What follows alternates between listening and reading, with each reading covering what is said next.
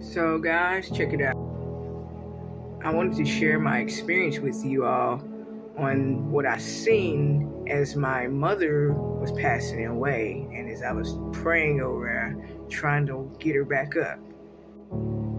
This is the most that I could find that would be equal to that. This, you see this spotlight?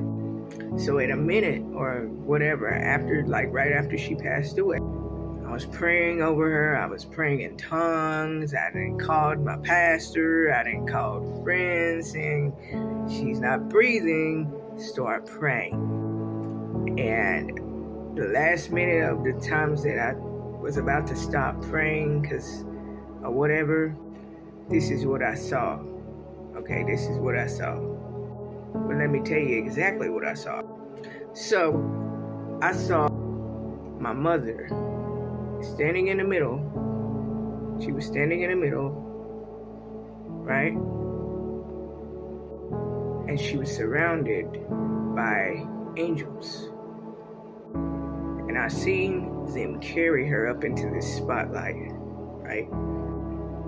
Now, what in scripture, where would this be in scripture? I'm going to show you. So this is Luke 16, and we will start at verse 19. There was a certain rich man, which was clothed in purple and fine linen, and fared sumptuously every day.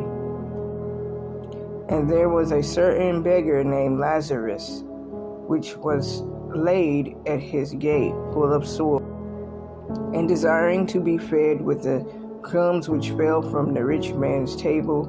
Moreover, the dogs came and licked his sores. And it came to pass that the beggar died and by the angels into Abraham's bosom. The rich man died, also died and was buried. And in hell he lifted up his eyes, being in torment, and sees Abraham afar off and Lazarus in his bosom. I'm gonna stop right there. I need you to hear that again in that scripture. It said that the angels carried Lazarus. Where did they carry? Into Abraham's bosom. I want you to think about something for a second. What's Abraham's bosom? We always think that as soon as someone died, they go to heaven, right? But Jesus here in this parable is talking about Abraham's bosom. So the word bosom in the Greek is actually a pocket, right? That's what it means. It means pocket. It was the upper part where the chest was, okay? It's the upper part where the chest was. It was like a flat, folded over pocket, pretty much next to the heart. Now, who is Abraham? Wasn't he the father of many nations, of a multitude?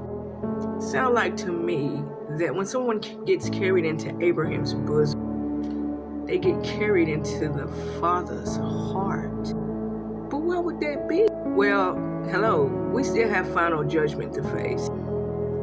Then that's when we will be where we're going to be final. You got to think about it. As it talks about in Revelation chapter 20, I believe it is. It talks about how people are in hell, and then, when they have to stand before God, they have to be judged by the books. There's a book opened and there's another book opened. The dead has to come from hell. They have to rise up out of hell and be judged. And then they get cast into the lake of fire. So just as there's different parts of hell, there's also different parts of Revelation also talks about the garden of God. Also, don't you remember when Paul talked about a man 14 years ago being caught up in the third heaven? That's found in 2 Corinthians 12. But when you read that part, it says that he was caught up in paradise. And then again it says he was caught up into the third heaven. There's got to be different parts of heaven, which would be like paradise. And when I read what the word paradise would mean. It was like bliss. It was like a place of peace. Kind of like what Adam and Eve was in before the fall. I do believe that Abraham's bosom is like the Father's heart until final judgment. But the vision that I saw of my mother being carried up by the angels into this spotlight, this is the closest thing I could find to it on the Google. It was a glorious thing to see.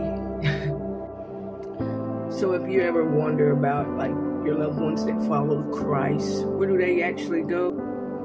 I believe we go to Abraham's bosom until final judgment, because as of now, Christ still hasn't come back.